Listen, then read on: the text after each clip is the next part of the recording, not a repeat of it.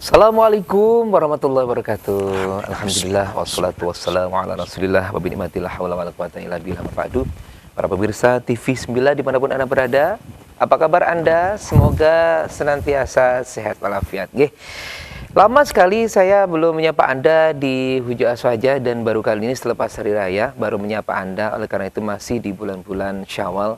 Sebelum saya lupa dengan kalimat ini, saya mengucapkan minal aidin wal faidin, mohon maaf lahir dan batin, nggih. Dan semoga panjenengan semuanya yang ada di rumah maupun dimanapun sedang menonton tayangan Huja Aswaja kali ini juga begitu. Saya ucapkan selamat berjumpa kembali dengan kami, nggih. Setelah 1 bulan penuh kita off dan akhirnya ini merupakan episode yang kedua setelah hari raya.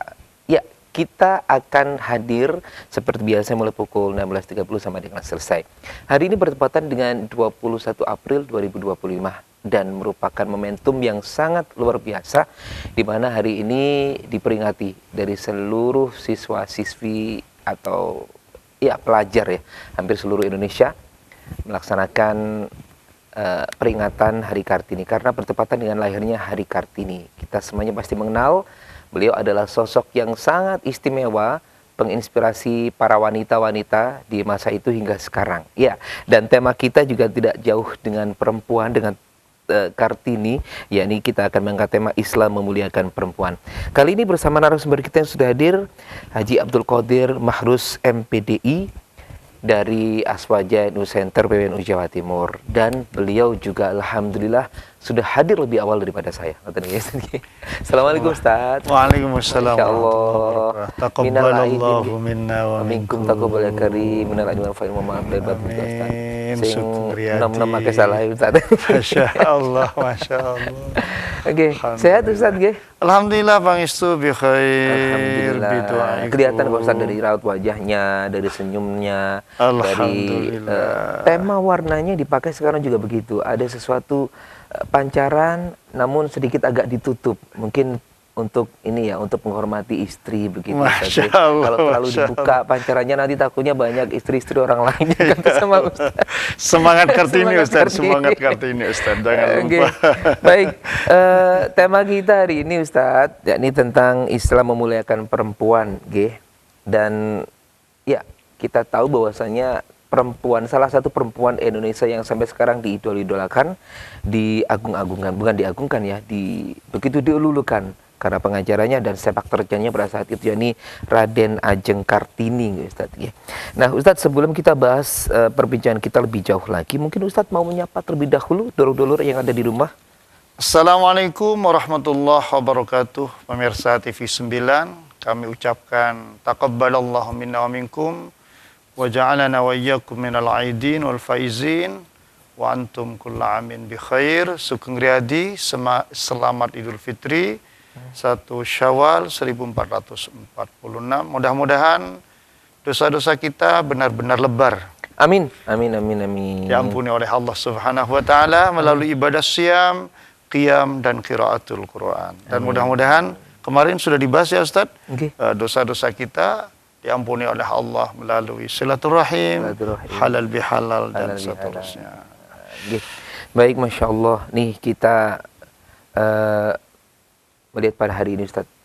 Hari ini merupakan 21 April 2025 di mana seluruh bangsa Indonesia ya memperingati Hari Raden Ajeng Kartini, kelahiran Raden Ajeng Kartini. Sebetulnya kalau dari tema kita ya Ustaz, bagaimana sih Islam itu memandang peran perempuan dalam kehidupan pribadi, keluarga, dan juga masyarakat? Kalau menurut Ustadz nih, sebab kita lihat juga sekarang tuh banyak sekali wanita-wanita yang terinspirasi benar, sehingga dia bisa berdiri sendiri.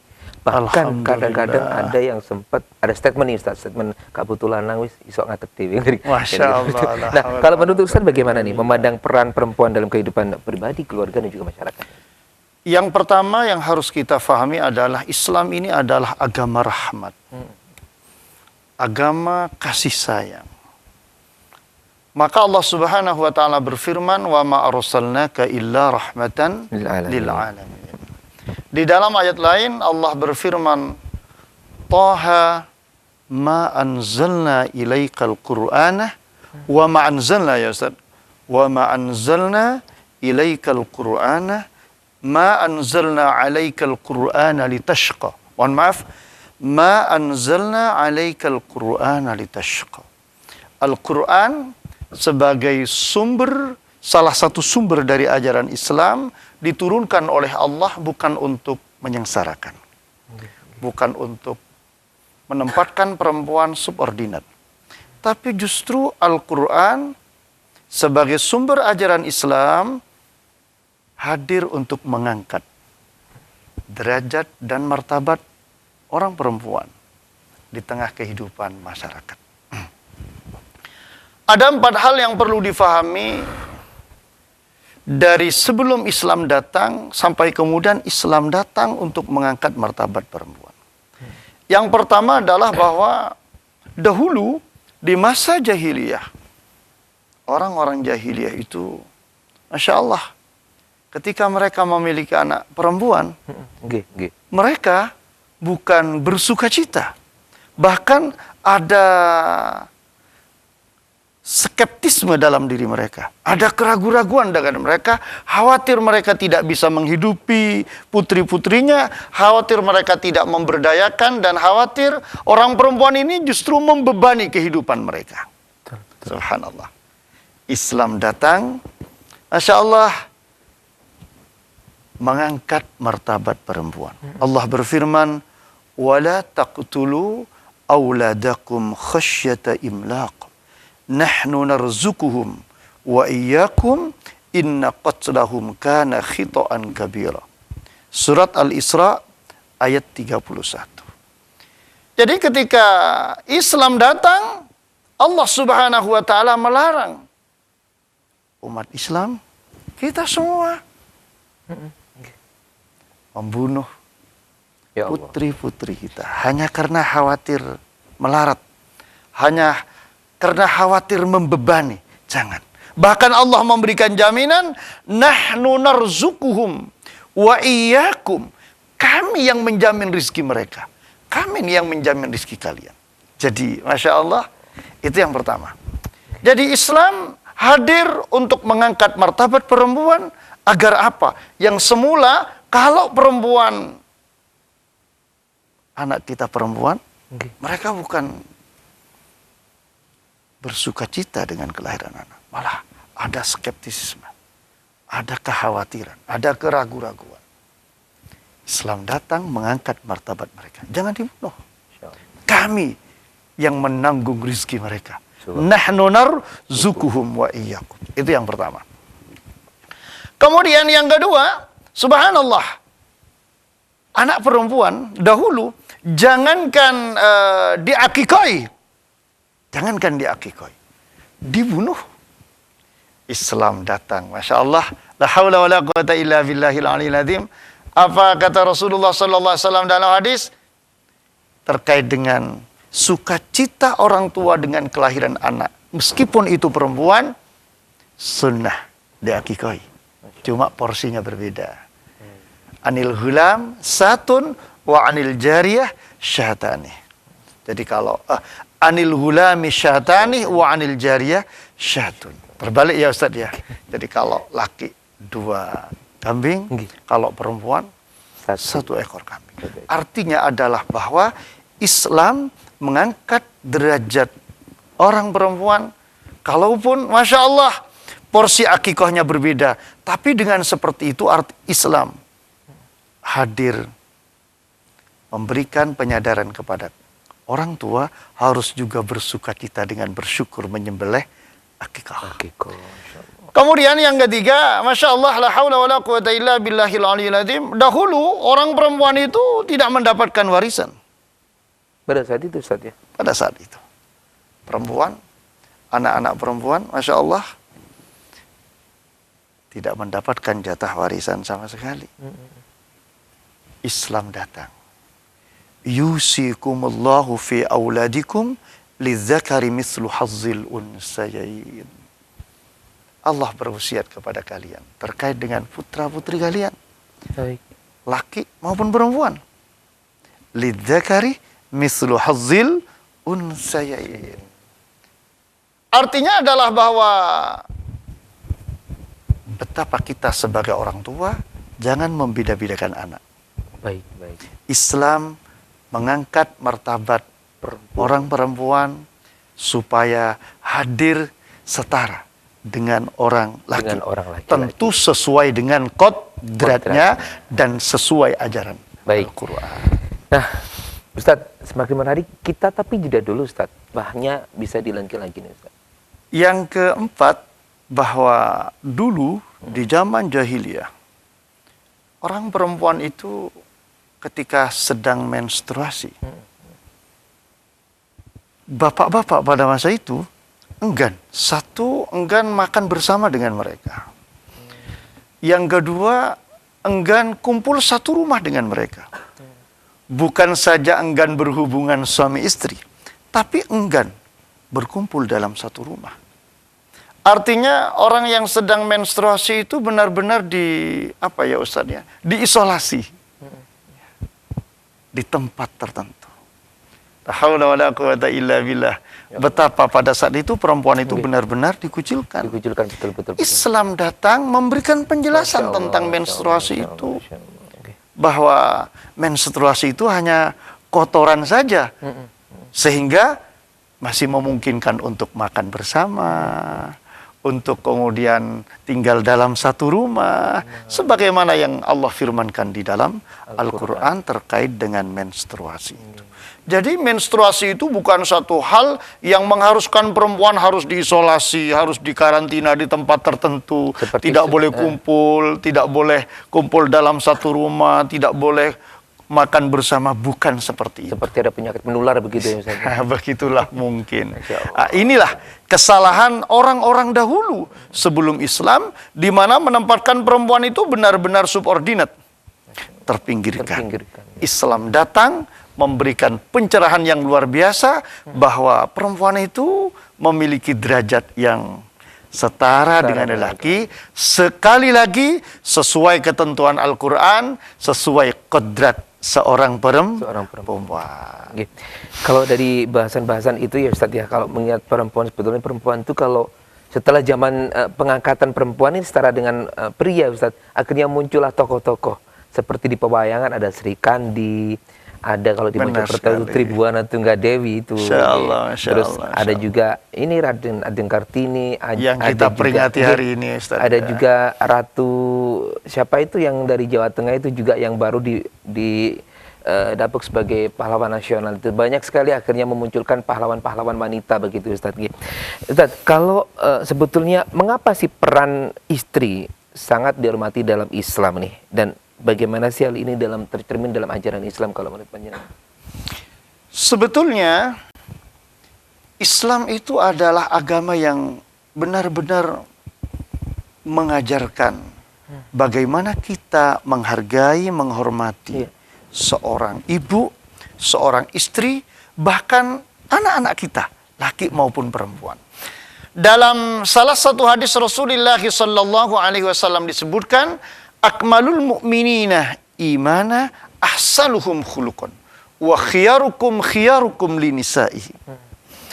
Jadi orang yang paling sempurna keimanannya, kata Rasul, adalah orang yang paling baik akhlaknya. Siapa orang yang paling baik akhlaknya itu? Kata Rasulullah, wa khiyarukum linisaihi. Orang-orang yang terbaik itu adalah orang yang baik pada keluarganya, orang yang baik pada istrinya, orang yang baik kepada ibunya terutama. Maka Islam tidak hanya mengajarkan kita birrul walidain, baik kepada kedua orang tua kita, pada ibu kita, tetapi Islam juga mengajarkan bagaimana kita baik melindungi, menjaga istri-istri kita di rumah. Kita hormat, kita respect kepada mereka. Itulah Islam. Dan itu yang diajarkan oleh Rasulullah sallallahu alaihi wasallam. Maka dalam hadis yang lain, ada ibu-ibu yang datang kepada Rasulullah sallallahu alaihi wasallam, mereka curhat tentang kondisi suaminya. Yang mungkin, mohon maaf kalau dalam bahasa orang sekarang, mohon maaf Ustaz ya, kalau bahasa orang sekarang mungkin KDRT ya mungkin Ustaz. Masya Allah, la haula wa la quwata illa billah. Apa kemudian penjelasan Rasulullah terkait dengan bapak-bapak yang zaman dulu mungkin, mohon maaf, tidak begitu respect kepada ibu-ibu, tidak begitu menghargai peran ibu-ibu sebagai ibu rumah tangga. Kata Rasulullah, sungguh kalian-kalian itu bukanlah orang-orang yang terbaik di antara kalian. Kenapa? Karena mereka tidak menghargai perempuan. Karena mereka tidak respect pada istri-istri mereka. Islam mengajarkan akmalul mu'minina imanan ahsanuhum khuluqa. Orang yang paling sempurna keimanannya adalah yang paling baik akhlaknya. Dan akhlak itu harus kita buktikan kepada siapa? Yang paling utama, kepada keluarga kita, istri kita. Kita yang baik kepada istri kita, keluarga kita, kepada ibu kita, kepada anak-anak kita. Itulah orang yang paling sempurna keimanannya. Masya Allah. Begitulah Rasulullah mengajarkan kepada kita. Subhanallah, Ustaz. Nah, di Islam ini kan mendudukkan seorang wanita sama dengan laki-laki, Ustaz. Nah, bagaimana bisa akhirnya muncul istilah poligami ini? Mohon maaf nih, Ustaz. Masya Allah, Saya Masya ke situ, Allah, Ustaz. Masya Allah. Nah, artinya kan dari dulu, dari awal-awal Billahi kemunculan al-aliyyil Islam itu kan azim. bukan mengagungkan ya, mensetarakan wanita dengan laki-laki. Artinya wanita juga dihormati. Tapi di situ ada juga pelajaran atau bahkan muncul istilah poligami. Nah, poligami ini kan menyakiti hati istri. Ada yang seperti itu, Ustaz. Masya Allah, Masya Apa Allah. sebetulnya tujuan utama dari diperbolehkannya poligami dalam Islam, dan bagaimana hal ini dimaksudkan untuk memulihkan kondisi sosial tertentu nih, Ustaz? Kalau menurut Panjenengan. Saya awali dari pernikahan dulu, Ustaz. Iya. Bahwa pernikahan itu hunna libasul lakum wa antum libasul lahun. Harus difahami bahwa pernikahan itu sesungguhnya untuk saling melengkapi. Istri-istri kita itu jadi selimut bagi kita-kita, dan kita-kita ini jadi selimut bagi mereka. Artinya adalah bahwa kita sebagai bapak-bapak bisa melengkapi kehidupan ibu-ibu dari sisi kebutuhan biologis, dari sisi kebutuhan yang lain-lain mungkin, Ustaz. Kita mohon maaf, ibu-ibu juga akan melengkapi kehidupan bapak-bapak. Di satu sisi seperti itu. Kemudian di sisi lain, walahunna mislul ladzi alaihinna bil ma'ruf. Ada tanggung jawab. Ada hak-hak dan juga ada tanggung jawab. Kita sebagai suami punya tanggung jawab sebagai suami. Kita sebagai suami juga punya hak-hak sebagai suami. Demikian juga mereka sebagai istri punya tanggung jawab sekaligus punya hak-hak sebagai istri. Oleh karena itu, di dalam pernikahan itu seharusnya kita sebagai suami harus mempertimbangkan aspek tanggung jawab, kewajiban-kewajiban yang harus yang harus kita lakukan. Oleh karena itu, terkait hukum Islam boleh poligami, maka yang harus dipertimbangkan terlebih dahulu adalah bukan faktor biologisnya, Ustaz. Masya Allah, mohon maaf ya, Ustaz. Bukan urusan nafsunya dulu. Coba kita pertimbangkan tanggung jawab, kewajiban-kewajiban yang harus ditunaikan sebagai seorang suami. Mungkinkah dia bisa berbagi waktu? Mungkinkah dia berbagi kasih sayang? Mungkinkah dia berbagi uang saku juga, kan Ustaz ya? Betul. Masya Allah, la haula wa la quwata illa billahil aliyil azim. Jadi kita berpoligami itu jangan hanya memikirkan urusan biologis saja, urusan nafsu saja. Tapi yang harus dipertimbangkan terlebih dahulu adalah masalah tanggung jawab dan kewajiban. Karena ini yang kelak akan dipintai pertanggungjawaban oleh Allah Subhanahu wa taala. Kalau urusan biologisnya gampang kan, Ustaz? Ya. Masya Allah. Tetapi dampak dari pernikahan ini yang harus dipertimbangkan. Bisa kita berbagi waktu, bisa kita berbagi uang saku, bisa kita berbagi kasih sayang. Lebih-lebih nanti masih punya anak dan selanjutnya. Itu yang harus dipertimbangkan matang-matang. Mungkinkah kita melakukan semua itu? Karena mohon maaf, tidak jarang dari kita-kita yang melakukan poligami justru mohon maaf malah hanya mohon maaf Ustadz ya, dimanfaatkan, hanya untuk sesaat, tidak untuk bagaimana membangun keluarga sakinah, mawaddah, warahmah. Bagaimana kita membangun rumah tangga, bukan itu, hanya sesaat. Sebulan, 2 bulan, 3 bulan, setelah itu diceraikan. Ya Allah. Ini wal'iyadzubillah, yang mudah-mudahan dilindungi, dijauhkan kita oleh Allah Subhanahu Amin, amin, amin, Allah amin. Baik, Ustaz, kita jeda dulu nih. Selepas ini kita lanjutkan kembali. Pemirsa, tetaplah bersama kami dalam Hujah Saja. Sering ketemu, Ustaz. Saking seringnya ketemu sampai lupa ya. Okay. Apalagi tadi barusan kita membahas tentang ini, Ustaz, tentang poligami. Lupa segalanya akhirnya. Termasuk namanya Ustaz. Rupanya ada obsesi ini rupanya. Cuman sekedar mengikuti, sekarang kan lagi trending film itu, Ustaz. Ada satu film yang juga di situ menerangkan tentang poligami. Kalau tadi Ustaz menyinggung tentang poligami adalah bagaimana cara seorang yang melakukan poligami, tapi dia bukan hanya menomorsatukan tentang hubungan fisiknya, atau maksudnya biologisnya, hubungan biologisnya, tapi juga bertanggung jawab tentang ke depan bagaimana keluarga itu bisa tetap berjalan, tanggung jawabnya seperti apa. Nah, Ustaz, belakangan ini tuh banyak ya kontroversi tentang serial bid'ah nih, Ustaz. Bid'ah, kalau bid'ah yang di situ menampilkan praktek yang disebut nikah batin, artinya tanpa wali, tanpa saksi, dan juga tanpa ijab qabul, Ustaz. Nah, bagaimana pandangan Islam terhadap praktek semacam ini, dan apa dampak bagi status perempuan dalam pernikahan tersebut? Masya Allah, la hawla wa la quwata illa billahil aliyil azim. Ini kan film, Ustaz, ya? Rupanya Ustaz terinspirasi oleh Walid ini ya. Betul. Dan film itu kadang-kadang gambaran kehidupan, Ustaz. Adanya cerita seperti itu karena memang di kehidupan nyata ada hal yang semacam itu. Ada pernikahan batin, Ustaz, ya. Jadi nikah secara batin ya.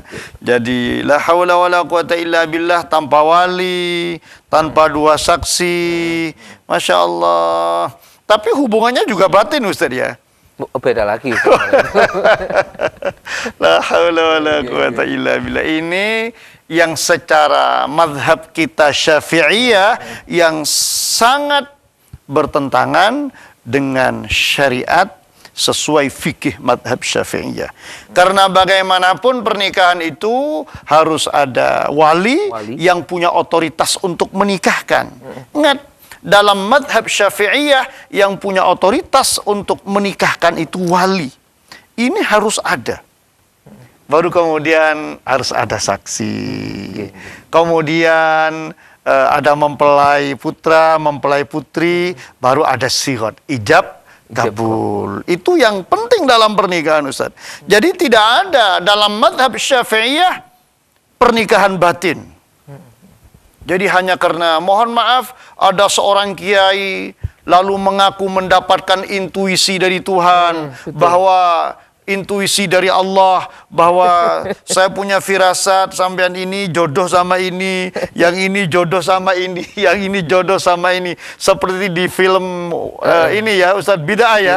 Walid ya. La haula wala quwata illa billahil aliyil azim. Sekali lagi, seorang kiai, seorang ustadz, seorang siapapun, naib sekalipun, Ustaz, tidak punya otoritas untuk menikahkan seorang perempuan. Yang punya otoritas dalam madhab Syafi'iyah itu adalah wali. Itu pun harus ada saksi. Itu pun harus ada ijab qabul. Ada angkah tukah. Bukan hanya sekedar batin. Dari batin langsung dijodohkan. Tidak seperti itu. Kita berbeda dengan Nabi Muhammad sallallahu alaihi wasallam yang langsung dinikahkan oleh Allah Subhanahu wa taala dengan istrinya Zainab bintu Jahsyin. Luar biasa itu, Ustaz, ya. Insyaallah, la haula wala quwata illa billah. Satu-satunya istri Rasulullah yang langsung pernikahannya itu dari Allah, Rasulullah dengan ibunda Zainab bintu Jahsyin. Mudah-mudahan saya tidak salah. Dan ini hanya untuk Rasulullah sallallahu alaihi wasallam. Ustaz, kita berbeda, Ustaz. Jangan mengaku ini dari Allah, lalu kemudian cukup secara batin, tanpa ada seorang wali, tanpa ada 2 saksi, tanpa ada ijab kabul. Dalam madhab Syafi'iyah, nikahnya pasti tidak sah. Bahwa 5 ini adalah rukun dari nikah. Ada mempelai putra, mempelai putri pasti ada, Ingat, ada wali yang punya otoritas untuk menikahkan. Kemudian ada saksi. Itu pun harus 2 dalam madhab Syafi'iyah. Baru ada ijab kabul yang disebut dengan sighat dalam pernikahan. Nah, itu yang seharusnya diindahkan. Jangan sampai, mohon maaf, yang terjadi di mana-mana, la haula wala quwata illa billah, datang suka sama suka kepada Pak Mutin, lalu Pak Mutinnya menikahkan. Pak Mutin ini kapasitasnya sebagai siapa? Punya kewenangan untuk menikahkan. Padahal akad nikah itu yang punya kewenangan itu adalah siapa? Wali. Dan wali itu sudah diatur oleh Islam. Kalau gak ada bapaknya, baru kepada kakek, kemudian saudara, dan seterusnya. Baru kalau memang sudah tidak ada semuanya, as-sultan waliyyu man la waliyalahu. Hakim. Kalau mungkin di Indonesia KUA yang punya otoritas untuk menikahkan. Bukan kiai, bukan ustadz, bukan hanya sekedar mutin. Saya bertanya-tanya siapa kapasitas mereka. Atau mungkin, mohon maaf, kapasitas mereka sebagai muhakkam. Bolehkah kita mengangkat mereka sebagai muhakkam?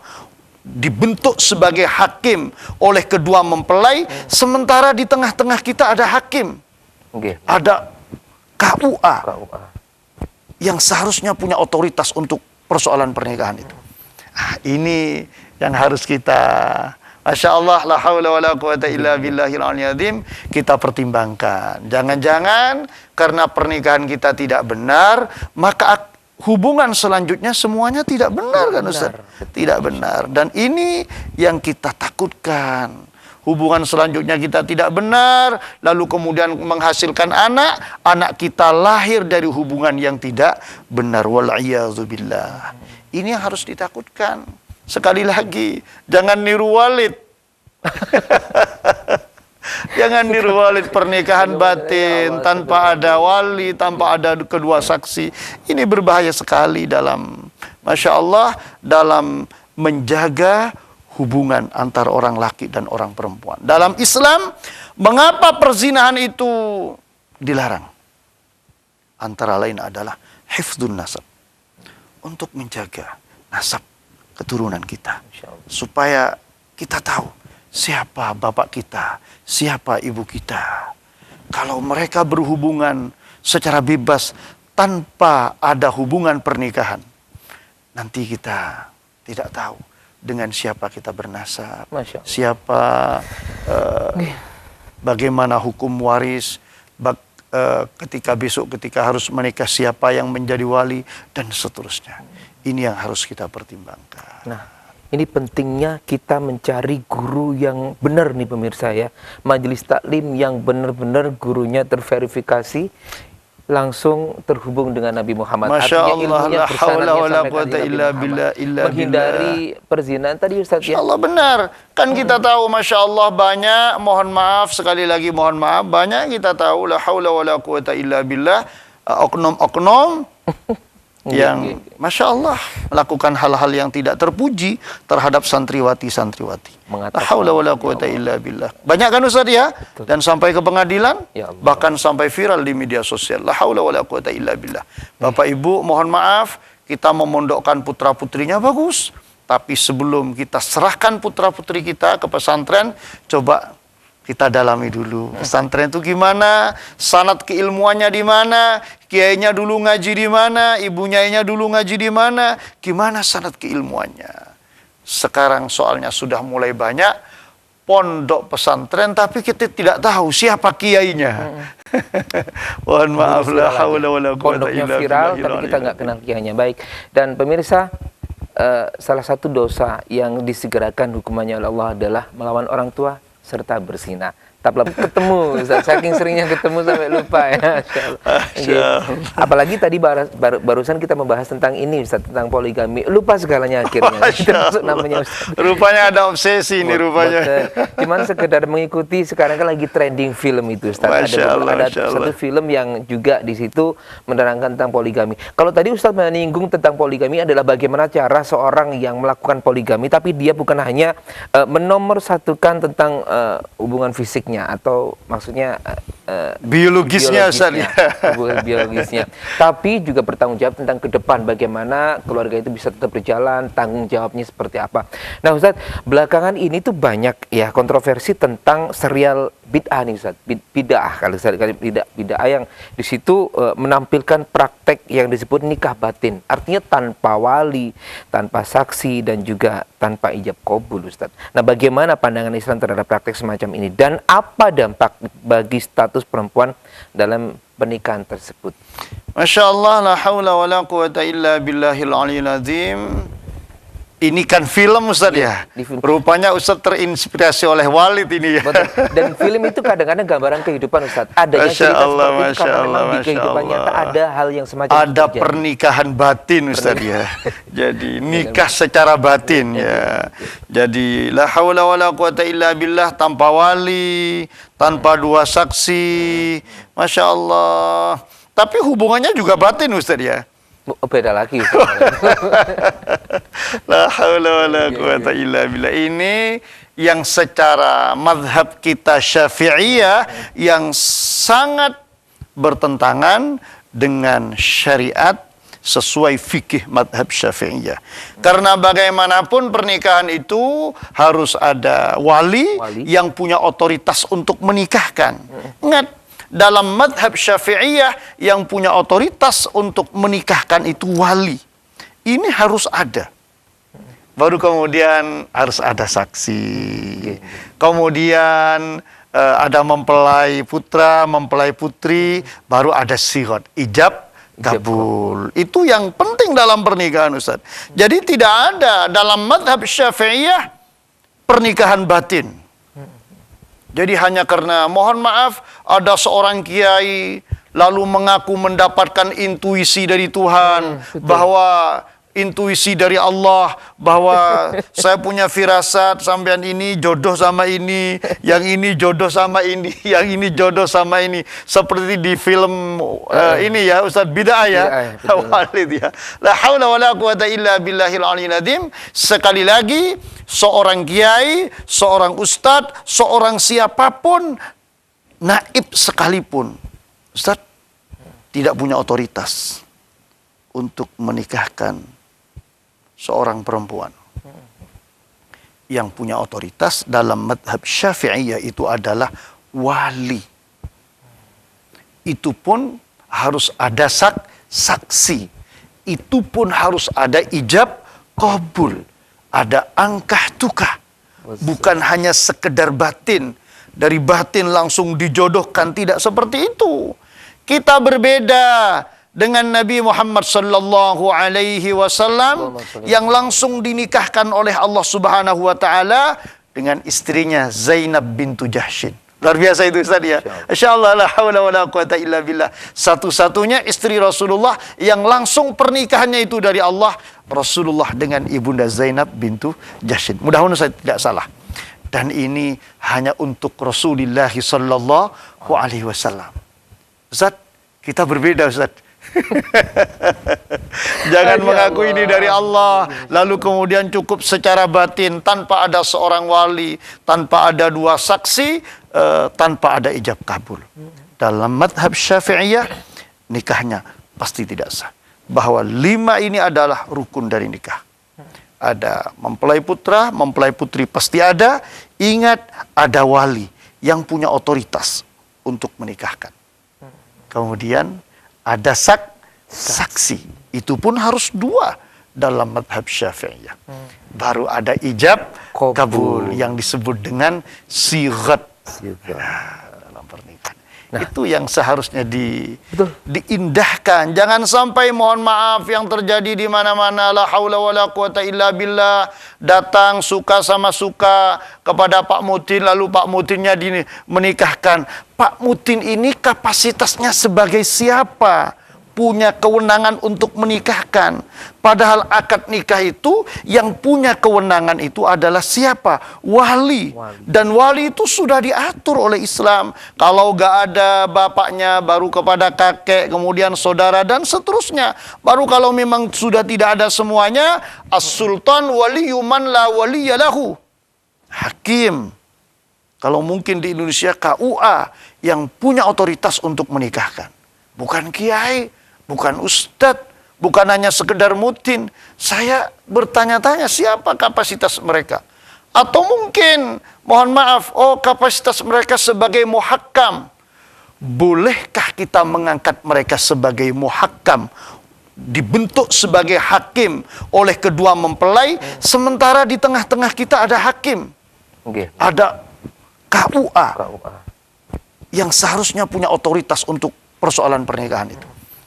Ini yang harus kita, Masya Allah, la haula wa la quwata illa billahil aliyyil azim, kita pertimbangkan. Jangan-jangan karena pernikahan kita tidak benar, maka hubungan selanjutnya semuanya tidak benar, kan Ustaz? Tidak benar. Dan ini yang kita takutkan. Hubungan selanjutnya kita tidak benar, lalu kemudian menghasilkan anak kita lahir dari hubungan yang tidak benar. Wal'iyadzubillah. Ini yang harus ditakutkan. Sekali lagi, jangan niru Walid. Jangan niru Walid, pernikahan batin tanpa ada wali, tanpa ada kedua saksi. Ini berbahaya sekali dalam, Masya Allah, dalam menjaga hubungan antara orang laki dan orang perempuan. Dalam Islam, mengapa perzinahan itu dilarang? Antara lain adalah hifdzun nasab. Untuk menjaga nasab keturunan kita. Supaya kita tahu siapa bapak kita, siapa ibu kita. Kalau mereka berhubungan secara bebas tanpa ada hubungan pernikahan, nanti kita tidak tahu dengan siapa kita bernasab, siapa, bagaimana hukum waris, ketika harus menikah siapa yang menjadi wali, dan seterusnya. Ini yang harus kita pertimbangkan. Nah, ini pentingnya kita mencari guru yang benar nih pemirsa ya. Majelis taklim yang benar-benar gurunya terverifikasi, langsung terhubung dengan Nabi Muhammad. Masya Allah, la haula wa la quwata illa billah, menghindari perzinahan tadi Ustaz ya. Masya Allah, benar. Kan kita tahu, Masya Allah, banyak, mohon maaf, sekali lagi mohon maaf, banyak kita tahu, la haula wa la quwata illa billah, oknum-oknum yang Masya Allah melakukan hal-hal yang tidak terpuji terhadap santriwati-santriwati. La haula wa la quwata illa billah. Banyak kan Ustaz ya? Dan sampai ke pengadilan, bahkan sampai viral di media sosial. La haula wa la quwata illa billah. Bapak Ibu, mohon maaf, kita memondokkan putra-putrinya bagus. Tapi sebelum kita serahkan putra-putri kita ke pesantren, coba kita dalami dulu. Pesantren itu gimana? Sanad keilmuannya di mana? Kiainya dulu ngaji di mana? Ibunya dulu ngaji di mana? Gimana sanad keilmuannya? Sekarang soalnya sudah mulai banyak pondok pesantren, tapi kita tidak tahu siapa kiainya.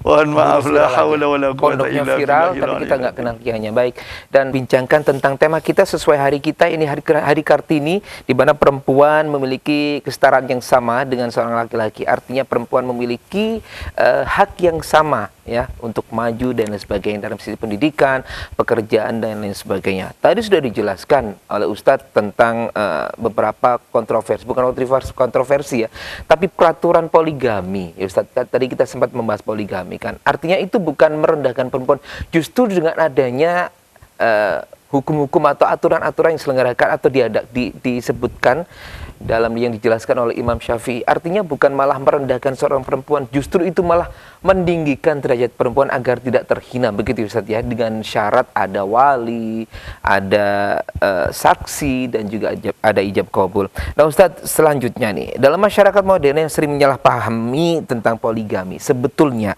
bagaimana seharusnya umat Islam ini menjelaskan praktek ini agar tidak merendahkan martabat perempuan, kalau Ustaz? Jadi harus saya pertegas bahwa pernikahan itu bukan hanya sekedar persoalan biologis. Kita menikah itu adalah untuk membangun rumah tangga. Tazawwajul waludal wadud fa inni mubahim bikumul umam. Jadi Rasulullah SAW justru merintahkan kita cari istri yang punya kasih sayang, rasa cinta, juga Masya Allah, Alhamdulillah yang produktif. Supaya apa? Supaya terbangun rumah tangga. Karena kelak Rasulullah itu akan membanggakan dengan umatnya. Oleh karena itu, kita mohon maaf, yang mungkin ada kemauan untuk poligami, sekali lagi niatkan untuk membangun rumah tangga, bukan hanya sekedar pelampiasan hawa nafsu. Jika tidak, apalagi tidak siap membagi waktu, tidak siap berbagi uang saku, tidak siap berbagi kasih sayang. Allah berfirman, "Fa in khiftum alla ta'dilu fawahidatan aw ma malakat aymanukum dzalika adna alla ta'ulu." Jika memang kita tidak memungkinkan untuk bersikap adil, jika kita tidak memungkinkan melakukan tanggung jawab sebagai suami secara adil pada istri yang pertama dan istri yang kedua, sama Mbok Nom dan Mbok Wek ya Ustaz ya. Masya Allah, la haula wa la quwata illa billah, fawahidatan. Maka cukup satu saja. Kenapa? Karena ini sekali lagi terkait dengan tanggung jawab. Kelak bagaimana tanggung jawab kita di hadapan Allah Subhanahu wa Ta'ala. Dan yang kedua terkait dengan harkat martabat orang perempuan. Jangan kemudian Masya Allah hanya sebulan 2 bulan setelah itu ditinggalkan. Ini Islam tidak mengajarkan hal yang semacam itu. Karena pernikahan itu dilegalkan oleh Islam untuk menjaga hubungan antar seorang laki dan orang perempuan. Ingat, bil ma'ruf. Bil ma'ruf. Untuk kebaikan. Bukan sekedar untuk pelampiasan. Bukan itu pernikahan itu disyariatkan dalam Islam. Baik Ustadz, terkait dari harkat dan martabat seorang perempuan tadi Ustadz, bagaimana sih sebetulnya peran perempuan ketika itu di era Nabiullah Muhammad SAW, seperti Ibunda Khadijah, Ibunda Aisyah dan lainnya, menjadi bukti bahwa Islam itu mendorong perempuan untuk aktif, cerdas, berdaya Ustadz. Benar. Jadi dalam hadis Rasulullah sallallahu alaihi wasallam dijelaskan, kullukum ra'in wa kullukum mas'ulun an ra'iyati wal amiru ra'in wal rajulu ra'in ala ahli baiti wal mar'atu ra'iyatun ala baiti zawjiha wa waladihi. Seorang ibu perempuan siapapun, benar kata Ustadz, harus cerdas, harus terampil, harus luar biasa. Mengapa? Karena mereka punya tanggung jawab. Apa tanggung jawabnya? Tanggung jawabnya mengurus rumah tangga. Gimana kita harus bisa, seorang perempuan harus bisa memanage rumah tangga. Syukur-syukur bisa memanage keuangan suami. Bisa, Masya Allah, mengarahkan anak, mendidik anak, membimbing anak. Ini dalam hadis jelas. Ra'iyatun ala baiti zawjiha wa waladi. Ibu punya tanggung jawab untuk bagaimana membimbing, mengarahkan anak kita sehingga menjadi anak yang saleh, anak yang salih. Suami mungkin kalau sekarang pergi ke kantor, suami mungkin pergi ke perusahaan, suami mungkin pergi ke ladang kalau di desa. Ibu di rumah punya tanggung jawab, punya tugas, punya peran yang luar biasa. Apa itu? Memanage rumah tangga, memanage keuangan suami, mengarahkan, membimbing, mendidik anak-anak. Dan itu sungguh luar biasa perjuangan seorang istri. Jadi memang dituntut seperti itu harusnya Ustaz. Memang harus aktif, seperti itu. Cerdas, berdaya. Cerdas. Masya Allah, bagaimana mungkin akan lahir anak-anak yang hebat? Betul. Kalau yang di rumah tidak hebat. Mohon maaf. Okay. Seperti itulah Ustaz. Nah, ini jika yang di rumah alhamdulillah cerdas, hebat, kreatif, produktif, inovatif, insya Allah sifat-sifat ini akan menular pada anak-anak kita. Anak-anak kita akan menjadi anak yang produktif, anak yang inovatif, anak yang kreatif, cerdas, bertanggung jawab. Kenapa? Karena itulah didikan, bimbingan di dalam rumah. Wazifatul mar'ah, tanggung jawab, tugas seorang ibu itu sungguh luar biasa. Masya Allah. Dan itulah mengapa kita harus respect, hormat kepada mereka. Sebagai seorang ibu, sekaligus sebagai seorang istri. Bagi kita. Ingat, hunna libasul lakum wa antum libasul lahun. Secara biologis memang saling melengkapi, tapi secara sosiologis sesungguhnya sangat-sangat saling melengkapi. Bahwa kita sebagai bapak-bapak tidak bisa mengurus urusan dalam negeri ya Ustaz ya. Dalam negeri ini yang ngurusi semua adalah ibu-ibu. Kita punya kekurangan dalam satu hal, dan kekurangan itu ditutupi, dilengkapi oleh istri-istri kita di rumah kita. Betul. Ya. Masya Allah. Jangan dimakna yang berbeda ya Ustaz, karena saya bilang istri-istri kita. Saya tadi mau ngomong Rupanya itu. sensi Ustaz Kami, ini. Ustaz, kami istri-istri kami, berarti strateginya banyak berarti. Masya Nah, Allah, seperti Masya itu. Allah. Saya membayangkan nih ibu-ibu yang di rumah pakai daster, ya, pakai apa. Tapi memang harus sebetulnya seperti itu. Meskipun pakai daster, apapun pakaian Anda di rumah, yang jelas Anda itu juga dituntut kreatif, aktif agar nanti bisa menghasilkan putra-putri yang juga sama dengan ibu itu, Ustaz. Tidak bisa dilihat dari pakaiannya Ustaz. Betul. Tapi bagaimana cara berpikir mereka, gimana cara mereka bertindak, itu yang luar biasa dan akan menghasilkan anak yang juga luar biasa. Ustaz, terus bagaimana nih Ustaz, seharusnya perempuan muslim menghadapi tantangan modernitas tanpa kehilangan jati diri keislamannya, Ustaz? Masya Allah, tentulah sebagai seorang muslimah ya Ustaz, sebagai seorang muslimah ada aturan-aturan tertentu di dalam Islam. Antara lain, Masya Allah, harus memakai hijab, tidak mukhalatoh dengan lain jenis, ya Ustaz ya, ya menjaga hubungan, menjaga jarak antar laki dengan perempuan. Ini harus dihormati. Urusan misalnya karena tuntutan pekerjaan mereka harus bekerja. La haula wala quwata illa billah. Mudah-mudahan saya tidak salah, ada seorang sahabat namanya Jabir bin Abdullah yaqulu tulliqat khalati. Seorang sahabat namanya Jabir bin Abdullah, dia cerita, bibiku itu dicerai oleh suaminya. Fa'aradat an tajudda nakhlaha. Lalu dia ingin pergi keluar untuk panen kebun kurmanya. Keluar dari rumah maksudnya. Masya Allah. Fazajaraha rajulun an takhruja. Lalu dilarang oleh seseorang. Kenapa? Mungkin dalam masa iddah, mungkin juga karena perempuan. Kan perempuan tidak bekerja Ustaz ya. Sementara ini adalah seorang diri. Apa Ustaz kalau sekarang orang bilang single parent Ustaz ya. Masya Allah, la hawla wa la quwata illa billah. Fa'atat an-nabiyya sallallahu alaihi wasallam. Lalu seorang ibu yang single parent itu datang kepada Nabi Muhammad sallallahu alaihi wasallam, faqala bala fajuddi nakhlak. Panen kurmamu. Kalau memang tidak harus bekerja karena tidak ada suami yang bisa menjalankan tanggung jawab menafkahi anak-anak. Fajuddi nakhlak. Panen kurmamu. Di masa sekarang, mohon maaf kalau memang sudah tidak ada jalan lain, sementara hidup ini harus terus berjalan. Anak-anak harus sekolah, sementara tidak ada yang mau memberikan nafkah. Masya Allah, gimana lagi? Seorang ibu yang single parent datang kepada Rasulullah mau panen kurma. Apa kata Rasul? Fajuddi nakhlak. Nakhlaki. Panen kurmamu itu. La haula wala quwata illa billahil aliyyil azim. Baik. Tetap harus disesuaikan dengan aturan Islam, kodrat sebagai seorang perempuan. Kalaupun kita, Masya Allah, la hawla wa la quwata illa billahil aliyyil azim, Islam mengangkat martabat dengan martabat perempuan, melindungi perempuan, tapi bukan berarti tanpa ada batasan. Baik, Masya Allah. Islam adalah agama yang diturunkan oleh Allah sebagai kasih sayang, melindungi perempuan, mengangkat